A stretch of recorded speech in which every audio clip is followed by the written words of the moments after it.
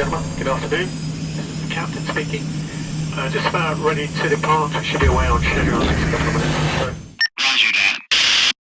Hello guys, welcome to my channel Fly with Dinesh. So யூனிஃபார்ம்லாம் tip டாப்பாக போட்டு ready ஆகிடுச்சு. ஸோ யூனிஃபார்ம் பார்த்தாலே தெரியும் என்ன பண்ண போகிறேன்னு. அஃப்கோர்ஸ் ஃப்ளைட் நீ ஓட்ட போகிறேன். ரொம்ப எக்ஸைட்டடாக இருக்குது, லைட்டாக நர்வஸாகவும் இருக்குது. நான் ரொம்ப நாள் எதிர்பார்த்துட்டு இருந்த நாள் வந்துருச்சு. எனக்குன்னு இல்லை, எல்லா ஸ்டூடெண்ட் பைலட்டுக்குமே சரி, இல்லை ஆஸ்பைரிங் பைலட்டுக்குமே சரி, அவங்களுக்கு ஒரு ரொம்ப எக்ஸைட்டடான எக்ஸ்பீரியன்ஸ்னால் அது ஃபஸ்ட் ஃப்ளைட் தான் நான் சொல்லுவேன். சரி வாங்க கைஸ், ஒரு ரவுண்டு போகலாம். ஃப்ளைட்டுக்கு வரப்போ எங்கள் இன்ஸ்ட்ரக்டர் லைட்டாக சாப்பிட சொல்லியிருக்காரு. ஸோ அதிகமாகவும் சாப்பிடக்கூடாது, சாப்பிடாமல் வரக்கூடாது, லைட்டாக சாப்பிட சொல்லியிருக்காரு. சாப்பிட்டாச்சு, கிளம்புறோம். வாங்க கைஸ். கடைசி நிமிஷத்தில் வந்து கேவை பிடிச்சிட்டேன். என்னாச்சு, லைட்டாக கொஞ்சம் லேட் ஆகிடுச்சு. I'm just vlogging man, I'm just vlogging. Is it okay? No problem. Okay. கடைசி நிமிஷத்தில் வந்து கேப் பிடிச்சிருக்கேங்க. இப்போ நம்ம கேபை மிஸ் பண்ணிட்டோன்னா என்னோடய ஃப்ளைட் கேன்சல் ஆகிரும். ஏன்னா எனக்கு 3 மணிக்கு ஃப்ளைட்டு, நான் 2 மணி கேபில் தான் ஏறி வரணும். ஸோ இப்போ என்னோடது கேன்சல் ஆகிடுச்சுன்னா எனக்கு 15,000 rupees ஃபைன் போடுவாங்க, நோ ஷோன்னு சொல்லிட்டு. நோ ஷோன்னா என்னென்னா, நான் எனக்கு ஸ்லாட் புக் பண்ணியும் நான் வராமல் இருந்தேன்னா அது பேர் நோ ஷோன்னு சொல்லுவாங்க. கடைசி எப்படியோ ஏறியாச்சு. இங்கேருந்து என்னோடய ஸ்கூல் வந்து ஒரு 10 kilometers இருக்கும். அதுக்கு நான் கேப் போட்டு போகணுன்னா அதுவே 2,000 ரூபா கிட்ட வந்துடும். ஸோ அவ்வளோதான், நம்மள்கிட்ட போட்டு போக முடியாது. அது போகணுன்னு என்னென்னா, இங்கே பாருங்களேன், சவுத் ஆஃப்ரிக்காவில் எனக்கு என்ன பிடிச்ச விஷயம்னா, இங்கே லேனை கரெக்டாக ஃபாலோ பண்ணுவாங்க. லெஃப்ட் விளையிறவங்க கரெக்டாக லெஃப்ட்லேயே போவாங்க, ரைட் விளையிறவங்க ரைட்லேயே போவாங்க. மித்த ஸ்ட்ரைட்டாக போகிறவங்க மித்த லேனை வந்து டிஸ்டர்ப் பண்ண மாட்டாங்க. இங்கே பாருங்கள், இங்கே நாங்கள் லெஃப்ட் விளைய போகிறோம், நாங்கள் லெஃப்ட்டில் வருவோம், மித்தவங்க யாரும் உள்ளே இன்டரப்ட் ஆக மாட்டாங்க.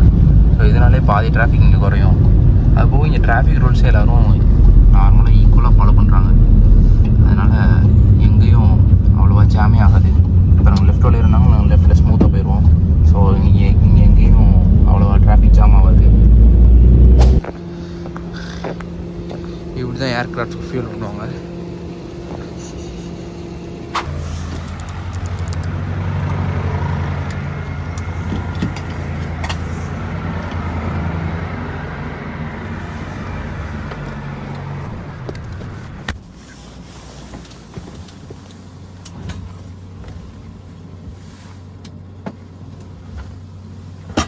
Lock your door, look here. When you close the door, lock it. Okay. Good, no, it's not.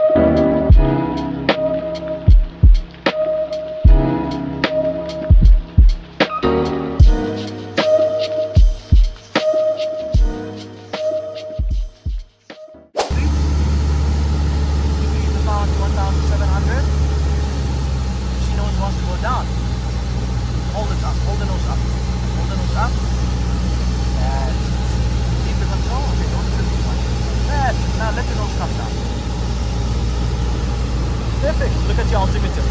Decreasing, huh? Look at your speed. Speed is 70, huh? 70, 75. That's good.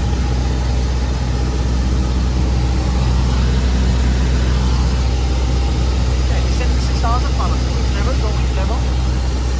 Each level, go each level. So this is descent. Right, look at your speed. A little bit high, right?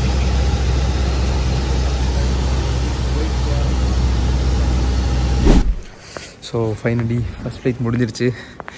செம்ம thrilling experience ஆச்சு. So இதான் நான் fly பண்ண aircraft.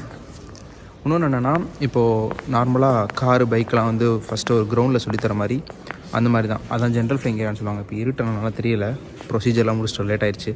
So அந்த இடம் தான் general flying ஏரியான்னு சொல்லுவாங்க.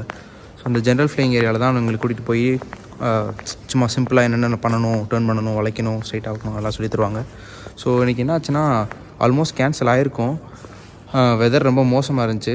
பட் அன்ஃபார்ச்சுனேட்லி ஓகே, எனக்கு கொஞ்சம் ஃப்ளைங் கிடச்சிச்சு. ஸோ ஃப்ளை பண்ணியாச்சு. அவர் ஃபஸ்ட்டு என்ன பண்ண சொன்னார்னா, என்னை வந்து எல்லாமே ப்ரிப்பேர் பண்ண வர சொன்னார். இப்போது ஒரு ஏர்க்ராஃப்ட்டை இது பண்ணணும், ஆப்ரேட் பண்ணுறதுக்கு முன்னாடி எஸ்ஓபிஸ்ன்னு இருக்குது, ஸ்டாண்டர்ட் ஆப்ரேட்டிங் ப்ரொசீஜர்ஸ்னு. ஸோ அப்படிலாம் ஆர்டராக பண்ணி தான் ஸ்டார்ட் பண்ணணும், எல்லாமே மூவ் பண்ணணும் ஏர்க்ராஃப்ட்டை. ஸோ அது நான் படிச்சுட்டு போனேன். பட் என்னாச்சு, போய் ஏர்க்ராஃப்டில் உட்காந்தோன்னே எல்லாமே மறந்துடுச்சு. எங்கள் இன்ஸ்ட்ரக்டர் என்னன்னா எல்லாமே ஃபாஸ்ட்டாக பண்ண சொல்கிறாரு. ஸோ எனக்கு என்னால் டக்குன்னு என்னால் பண்ண முடியல. ஸோ டக்குன்னு அவர் பண்ண சொல்கிறாரு, நம்மளால் டக்குன்னு அது மோட்டர் சில்ஸ் கையில் வரல. உண்மையிலே ரொம்ப பயமாக இருந்துச்சு. அவர் சொல்ல டக்குன்னு ஐயோ எங்கேயாவது போயிருமோ அப்படி இப்படின்னு பயமாக இருந்துச்சு. பட் ஹோப்ஃபுல்லி அவர் என் கூட இருந்தார். ஸோ அதனால் எனக்கு எதுவும் பெருசாக எதுவும் ப்ரெஷர் இல்லை. ஆனால் லைட்டாக இருந்துச்சு, அது எப்படி சொல்கிறதுன்னு தெரியல. ஸோ நான் என்னமோ நினச்சேன், ஃப்ளைட்டு வந்து சும்மா கார் ஓட்டுற மாதிரி, பைக் ஓட்டுற மாதிரி ஈஸின்னு சும்மா ஸ்டேரிங்கில் கை வச்சுட்டு ஆக்சிலேட்டர் கொடுத்தா போகணும்னு நினச்சேன். ஆனால் சத்தியமாக சொல்கிறேன், டோட்டலாக டிஃப்ரெண்ட்டாக இருக்குது. சும்மா பவர் கொடுத்தாலே அங்கிட்டும் இங்கிட்டும் போகுது, காற்றடிச்சா அப்படி அலம் போகுது. ரொம்ப கஷ்டமாக இருக்குது. மேபி ஃபஸ்ட் ஃப்ளைட்னால இருக்கனால எனக்கு அப்படி ஃபீல் ஆகுதானு தெரில. பார்ப்போம், நெக்ஸ்ட் ஃப்ளைட்டில் இம்ப்ரூவ் பண்ணலான்னு நினைக்கிறேன். பார்ப்போம், நம்மளும் ஒரு ஏஸ் ஆகிறோம். அடுத்தடுத்து இன்னும் அப்டேட்ஸ் போடுறேன். To follow and subscribe. And ஏதாச்சும் டவுட்ஸ் இருந்துச்சுன்னா கமெண்ட்டில் போடுங்க. I will let you know. See you guys. Bye bye.